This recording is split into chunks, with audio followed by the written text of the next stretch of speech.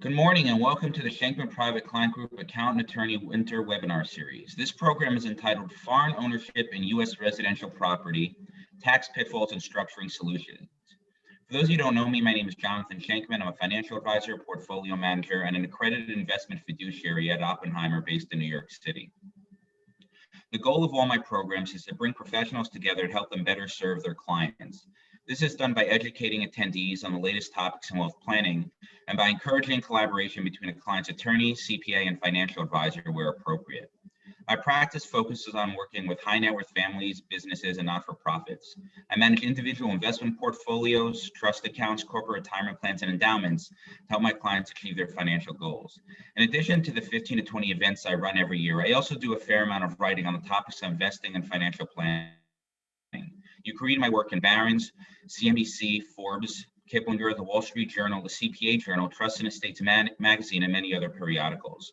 I was recently published in the Wall Street Journal article entitled 15 Personal Finance Lessons We Can All Learn from the Year of COVID-19. I discussed the importance of including bonds within the portfolio despite historically low yields. After the program, I'll send out a link to all the periodicals where I publish my work. Today, we are privileged to hear from Eli Akhavan, Senior Counsel in the New York office of Norton Rose Fulbright. Eli focuses his practice on tax and estate planning for high net worth U.S. and non-U.S. clients, where he advises international individuals and families with respect to tax and estate planning for the U.S. asset and beneficiaries.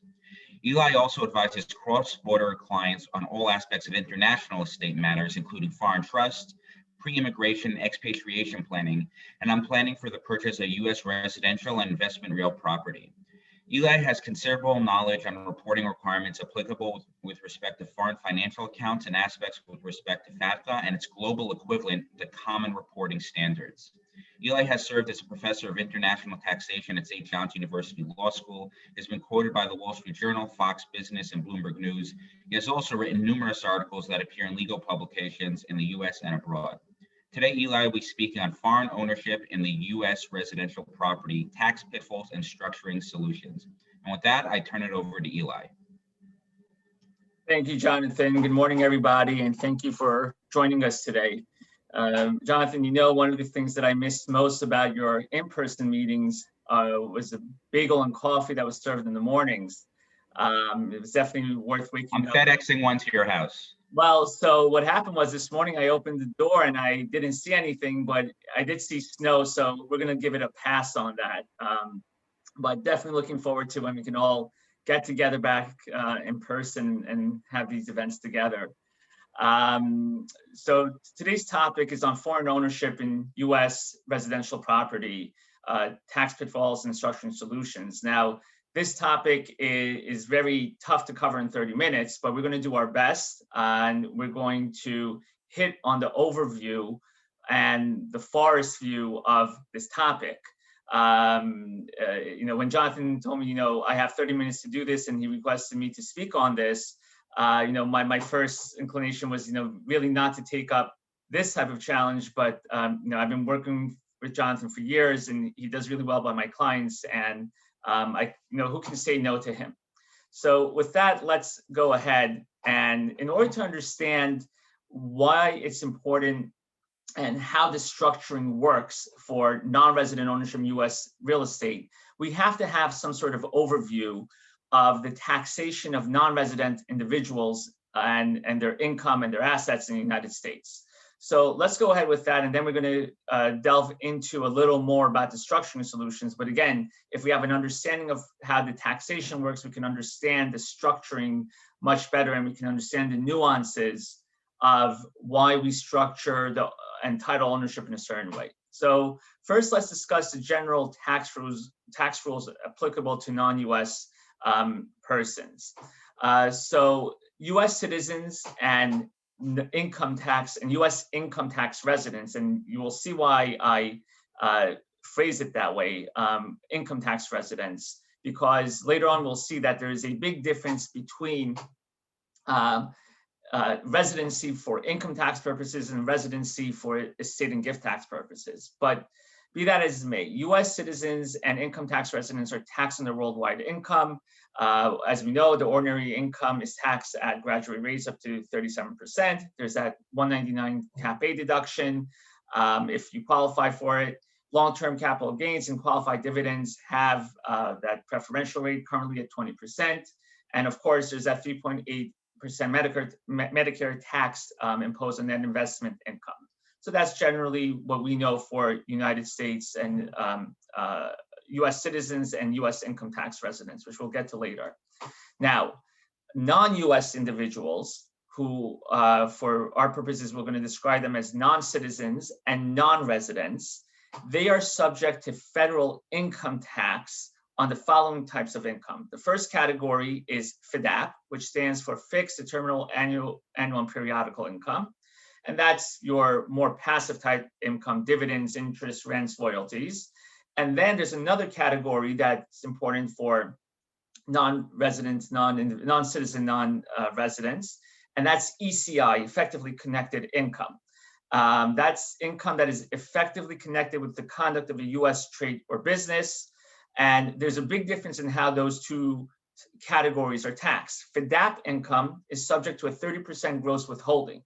So whatever payment the payee is going to receive, the non-US individual is going to receive from a FDAP type income, it's subject to 30% gross withholding by the payor. ECI is taxed very differently, and that's taxed at the graduated rates. The highest marginal rate right now is 37%, and of course, entitled to that 199 Cap A deduction. The difference there is that even though the graduated rates could be higher, the 37%, ECI income is subject to deductions and expenses. You can take all that off. So effectively, you could have a much lower tax rate than 37% and even lower than the 30% of the gross withholding. There's certain exceptions and exemptions that apply. FDAP income, the 30% gross withholding income, those that rate can be reduced pursuant to an income tax treaty.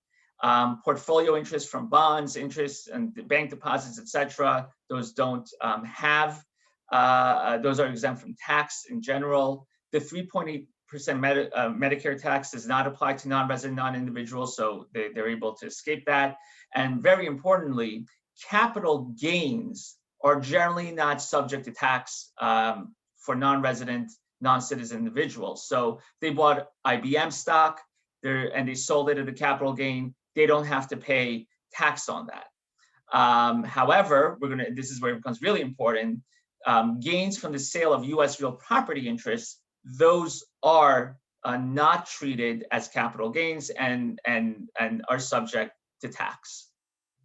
There are certain exceptions to the rule that the capital gains are not taxable to non-resident. There's a 183-day rule. It involves an individual who's not a citizen, not a resident, but they were in the United States for 183 days or more. We'll get to that numerical test soon. For example, on a diplomatic visa, that is subject to federal capital gains tax if their individual's tax is in the US. And again, as I said, US real property, gain from US real property is taxable as ECI, effectively connected income. So that covers very briefly the income taxation of non-US individuals. Let's get to estate and gift transfer taxation. So the general rule for US persons, and most people are familiar with this, is that US citizens and those with a US domicile, and we're going to get into that soon, are subject to estate and gift tax at rates of up to 40% on bequests and transfers of their worldwide assets. So wherever that US citizen is a domicile or has jurisdiction, they could have moved away from the US or living somewhere else, their worldwide assets are subject to estate taxation. Those who are considered to have a US domicile, even if they don't have US citizenship, are also subject to estate and gift tax under worldwide assets. The current exemption amount, as many of you already know, is 11.7 million. There's an unlimited marital deduction available for estates if the surviving spouse is a US citizen. So say you have a US citizen who's alive, then they pass away. If their spouse is not a US citizen, meaning even if they've been living in the United States for decades, but they don't have citizenship and they only hold a green card, the unlimited marital deduction does not apply. Many people are surprised to learn that, but that is the rule. There is an exception to that rule where you can qualify for the marital deduction with what's called a QDOT, a qualified domestic trust, which we'll get to a little bit later. Now, for our topic, non-US individuals, there's a difference in how the estate and gift tax rules apply. So non-citizen, non-residents are subject to estate tax only with respect to estate assets that have a US situs.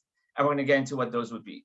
The estate tax exemption is only $60,000 for non-US decedents. So if you have a non-citizen, non-resident that owns real property in the United States, and it's worth, let's say, a condo that's worth $1 million, they only have a $60,000 exemption, and the rest is taxable at the highest at graduated rates of up to 40%.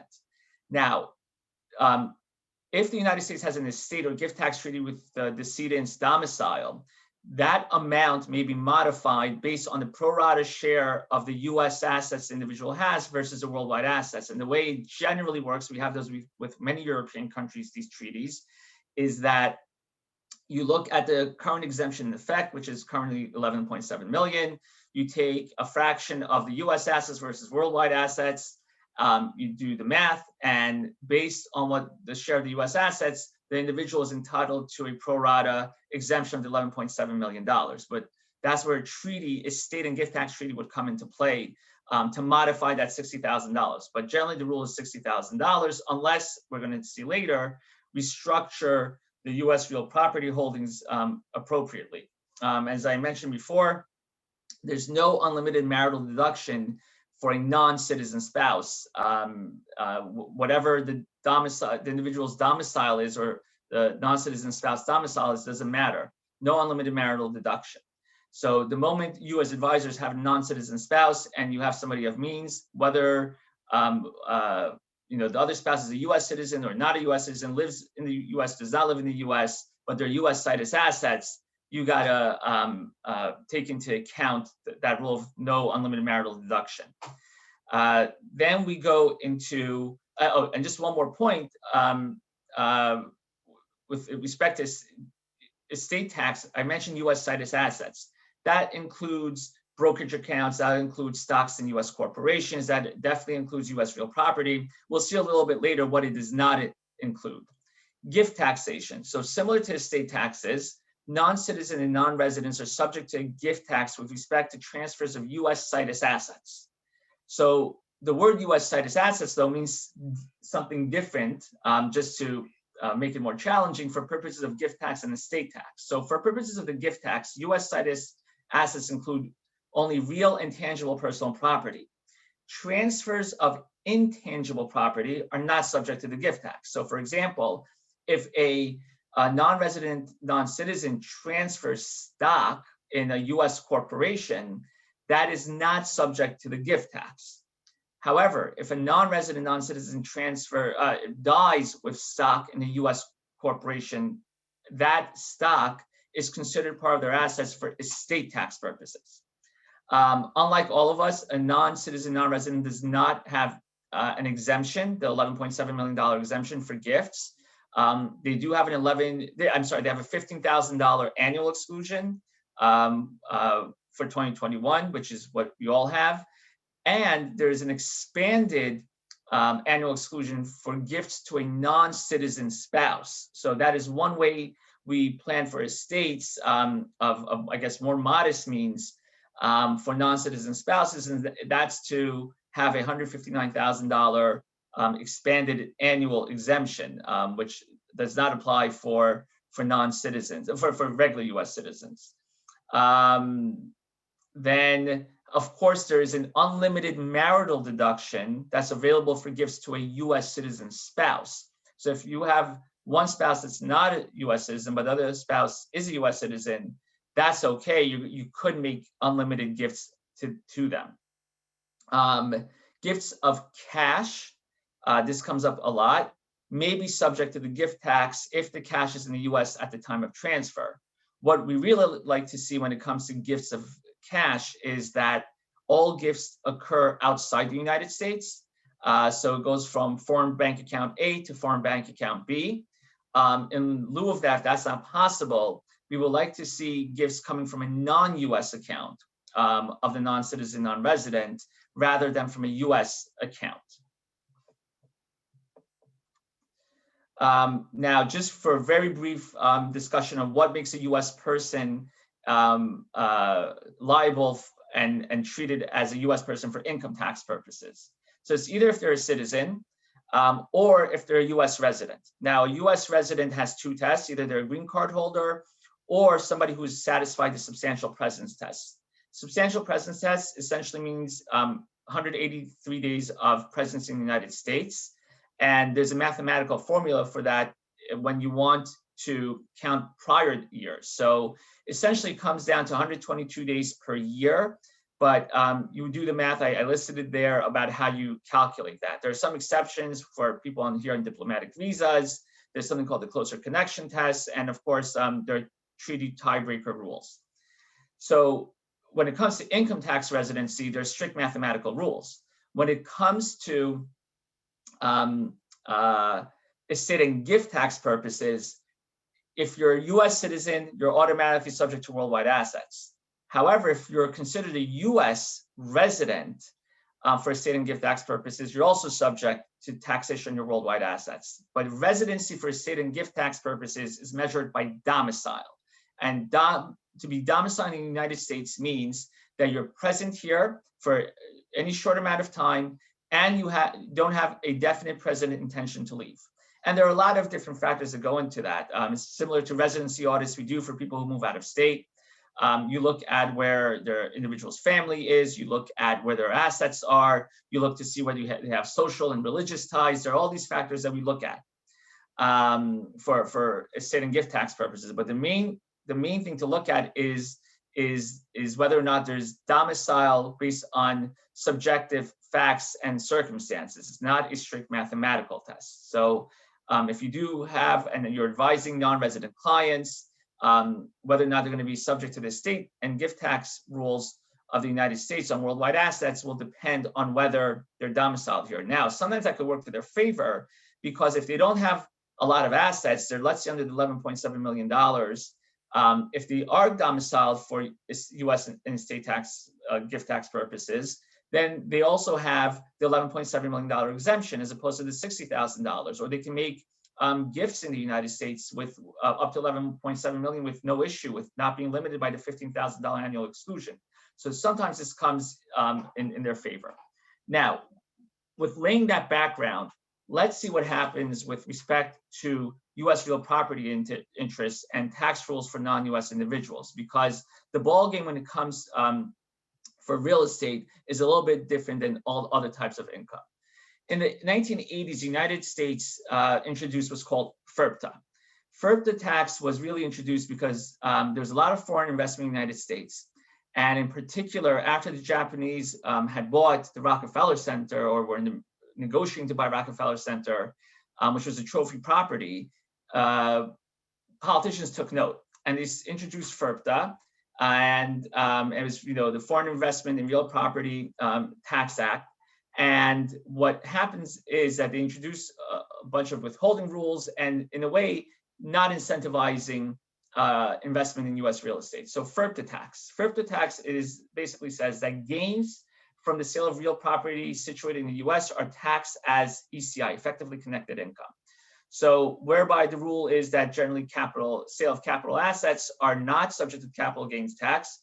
That rule was modified and changed to say that it will be taxed. Now, it could still qualify for long-term capital gain treatment and the preferential rate of 20%, but now it's taxed. The important thing also with FIRPTA is that it applies to both direct and indirect interest in real property. So meaning if a foreigner owns property directly in their name or through an entity, such as a US corporation, or such as through either a US or foreign partnership, these properties and dispositions of these interests are subject to tax. There's a FIRPTA withholding that when there's a US buyer from a non-US seller, they have to generally withhold 15% of gross consideration paid. That goes to the IRS. If there are different rules, if the buyer will be using the property as a personal residence and based on the amount. But FIRPTA withholding is a topic on its own, and there are ways to maybe have it reduced. The seller or the buyer can apply for a withholding certificate from the IRS to determine the amount that's due. That takes some time to receive back, but if you have clients that have FIRPTA issues, there could be ways to mitigate it, but it's something to note there. Now, the withholding is on the gross purchase price. It's not on your estimated amount of tax that you believe is due. It's based on the gross purchase price. So essentially, if the seller wants to get his money back, the foreigner, the money that's due to him, they have to file a tax return and apply for a refund. But this way, the government is ahead of the game because they're holding the money, and then you have to go ahead and file a return to get it refunded. As I mentioned, the FIRPTA tax applies, withholding and tax applies to indirect interest in U.S. real property. I have there the definition, what's called a U.S. real property holding corporation, whereas the sale of stock in the U.S. corporation. One important thing to note is that interest in publicly traded or domestically controlled REITs are not considered U.S. real property holding corporations and therefore not subject to FIRPTA. Partnerships, gains from the disposition of an interest in a partnership that's held by a foreigner are subject to a FIRPTA tax. There's some numerical tests there that you would want to see if your client meets to see whether or not you have a partnership that is subject to FIRPTA tax and withholding. Now, let's get to the treatment of rental income. Rental income is taxed generally at the FDAP rate of 30%. There's generally no offsetting deductions. We mentioned that. The tenant may have a withholding obligation in paying the rent. However, there's an exception to this general rule of taxation of 30% for rent, and that's where the non-U.S. owner can make an election under the code, which is called the net rent election, to have the rent treated as ECI. Again, this is generally preferable because the owner can deduct depreciation and other expenses, for the rental income, like most U.S. residents and citizens could. Now, this is where the estate planning for non-resident individuals comes up a lot, and that's the estate and gift taxation of U.S. real property. So, U.S. real property owned directly or through a wholly owned disregarded entity is generally includable in the estate of a non-U.S. decedent. So again, as I mentioned before, you have a $1 million property that's owned by the non-U.S. individual. They pass away owning it in their name or through a disregarded entity. It will be included in that non-U.S. decedent's gross estate, and it'll be subject to taxation with only a $60,000 exemption unless otherwise modified by treaty. Transfers of U.S. real property that is, again, owned directly or through a wholly disregarded entity are subject to gift tax if the owner gifts it while they're alive. And as we mentioned, it's only a $15,000 annual exclusion. Stock in a U.S. corporation or U.S. partnership is includable in non-decedent's estate, non-U.S. decedent's estate. So even if they own the property for a U.S. corporation or U.S. partnership, includable in the estate. I guess the consolation prize is that there's a step up in basis at death for the assets are includable in the estate, but generally it's not worth it because the capital gains rate is 20%, while the estate tax rate is 40% with a very low exemption. So let's go through some ways to mitigate that tax. So again, we generally do not want direct ownership of U.S. real property by a non-U.S. citizen. That's the main takeaway. But if that is the structure in place, and for whatever reason the clients do not want additional layering, or they don't want, they just don't care about the estate tax, let the kids pay it, let's think about how we can mitigate at least a part of the estate tax there. So let's go through the income tax consequences of the direct ownership. Non-U.S. person buys an apartment in the U.S. for personal use for $1 million and sells it for $2 million. The income tax liability would be $200,000 on a capital gains rate. Now, assume the owner died when that property is worth $2 million. the estate tax liability would be $800,000. So we really need to think about how to help out the client there. Before we get into the more advanced structuring solutions and sophisticated solutions, I like to keep it simple at first. So one way that we can help out the non-resident, non-citizen is by having them acquire let's say, a term life insurance policy to cover the estate tax. So if they have a time horizon, for the asset, or even if they can, qualify for long-term life insurance, so have them purchase life insurance. Term is obviously the cheaper option. And then the proceeds that are paid on the insurance policy can cover the potential estate tax. On top of that, while with respect to a U.S. Resident, proceeds of a life insurance policy are includable in the U.S. person's estate, for non-U.S. citizen, non-resident, the proceeds are payable are income tax free, and even if they're not held in trust, they're not includable in the non-resident, non-U.S. decedent's estate if it's an appropriate type of insurance. Structuring that we just help beef up, the planning there is maybe have the insurance policy be held in a revocable trust just for succession planning and to allow for a smooth transition. But again, it's not includable in the estate, so that's one way to address the direct ownership, have life insurance to cover the individual. The two other ways is to use non-recourse financing. And finally, if the owner is married to a non-U.S. spouse, to use a QDOT to have this property qualify for the unlimited marital deduction. So let me just discuss the QDOT a little bit because we've talked about non-citizen spouses. So the general rule is that as long as assets are left to a U.S. citizen spouse, doesn't matter from whom, it doesn't matter who the person who's bequeathing the asset is, there's a 100% estate marital deduction for those types of assets are being left to a U.S. citizen spouse. If the surviving spouse is not a U.S. citizen, the marital deduction is only available in what's called a QDOT. A QDOT is a special type of trust. It has to meet certain requirements. All income must be payable to the surviving spouse for life. There are no principal distributions allowed to anybody else. There has to be one U.S. person as a trustee.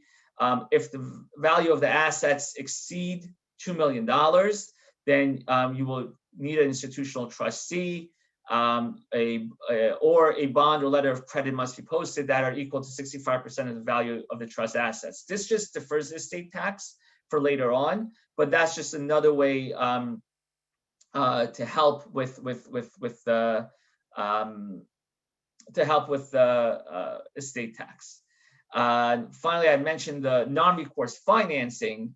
Just a quick point on that. If there's a friendly party that can be there to lend money on the property and structures non-recourse financing, that actually reduces the value of the estate. So if that can be structured through a friendly third party, that would be another solution for direct ownership. Now, if the client is willing and should be willing to engage in a little bit more sophisticated planning, especially if the value of the assets are higher, if they don't qualify for insurance, if they don't have a citizen spouse to leave the assets to, let's explore indirect ownership. So if it's a U.S. corporation, a foreigner or non-resident, non-citizen owns real property through a U.S. corporation, that's a no-go from the estate tax perspective, because again, U.S. shares in U.S. corporations are includable in the decedent's estate. So that's not going to help them. If they are gifting shares of U.S. corporations, let's say they have a U.S. citizen child, that's not going to be subject to the gift tax. So during their lifetime, they could gift that to a U.S. person or to somebody else, to a non-U.S. person. That should be fine because shares are intangible personal property. One point is about co-op shares. We deal a lot with clients that have New York City co-ops. A gift of co-op shares is going to be considered as intangible property and therefore not subject to the gift tax, assuming that co-op shares in that particular jurisdiction are treated as intangible personal property. For New York State purposes, where we practice, co-op shares are deemed to be intangible property, and therefore gifts of co-op shares should not be subject to gift taxation. Partnerships. So what happens if the assets are owned by a partnership? So there is a degree of income tax efficiency, and that's why a lot of foreigners do own assets through partnerships. There's qualification for long-term capital gains, which you don't have by corporations. You can get a step up in basis, but it's unclear for estate tax purposes how partnerships are treated. So whether it's a domestic partnership or foreign partnership. Now, interestingly, foreign partnership should not be subject to estate tax, but the law is not really well developed in this area. There's a strong risk out there that the IRS takes what's called a look-through approach. They look through the partnership structure, even if it's a foreign partnership, and they will see what that foreign partnership owns. So if it owns U.S. real property, there's a risk that IRS would take a look-through approach and include that foreign partnership asset in the U.S. decedent, the non-U.S. decedent's estate. So that's problematic. That's why we don't really like just using a foreign partnership. Gifts of intangible property by a non-U.S. person, again, are not subject to the gift tax. So a gift of either a U.S. partnership or a domestic partnership should not be taxable. And of course, if it's a U.S. partnership, that there is certainty. The certainty is that because the U.S. partnership is located in the United States, that would be subject to the estate tax. So what practitioners have developed and what we've been using for a while now is foreign blocker structures. Foreign blocker is just a term to describe a entity that is considered a foreign corporation for U.S. tax purposes. That means the U.S. will look at this entity and based on the entity classification rules will deem it as a foreign corporation. That will be on top, owned by the foreigner, and that foreign corporation in turn will own a subsidiary, generally a U.S. corporation, that's going to own the real property. Now, these foreign blocker corporations are generally set up in low tax jurisdictions, BVI, the Cayman Islands. Surprisingly, despite the name, a U.S. VI corporation, a U.S. Virgin Islands corporation is also considered a foreign corporation. Now, the good part is that right now, corporations are taxed at 21%, regardless of the holding period.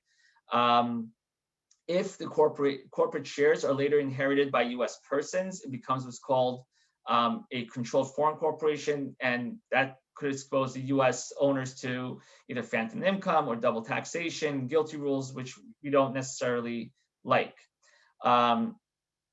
So if you're going to have U.S.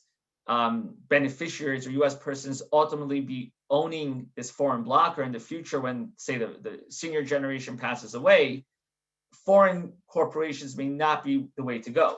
But if there's no chance of ever having a U.S. beneficiary, then having a foreign blocker structure, again, you have a foreign corporation on top, owned wholly by the non-resident non-citizen, and that foreign corporation has a U.S. subsidiary, which generally is a U.S. LLC that elects to be a corporation. There's some variations on that, but that would be the preferred structure.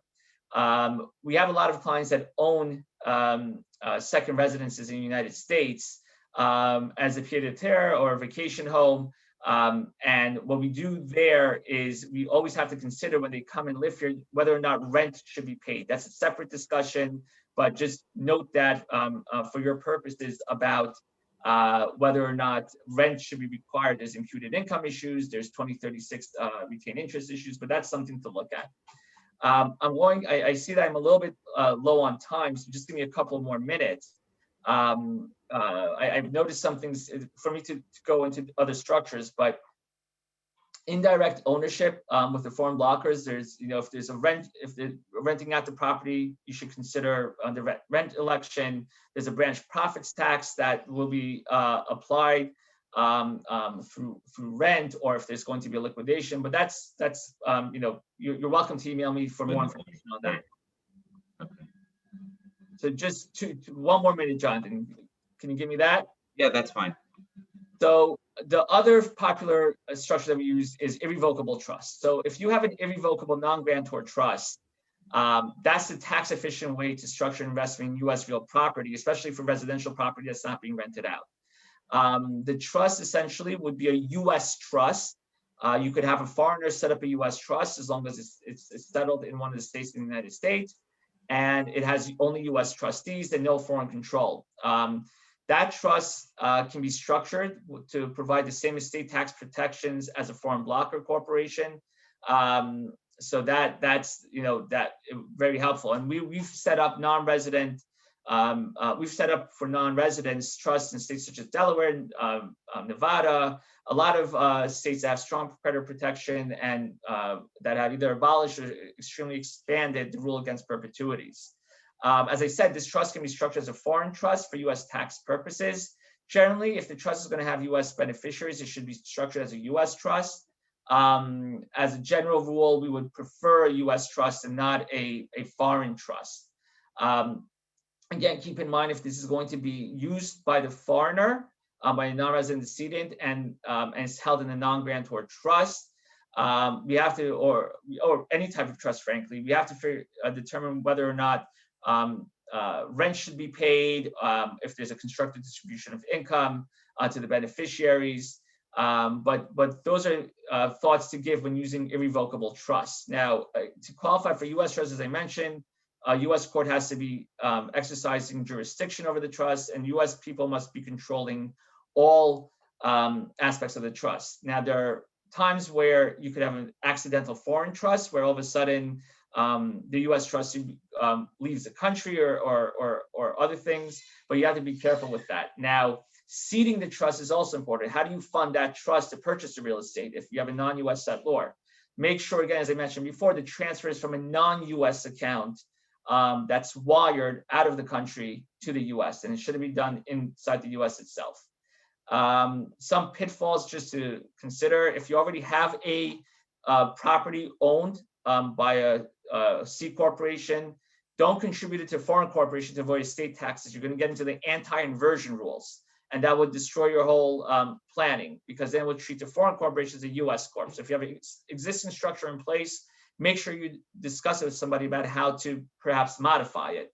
I've seen that affect clients with other advisors. Jointly owned property.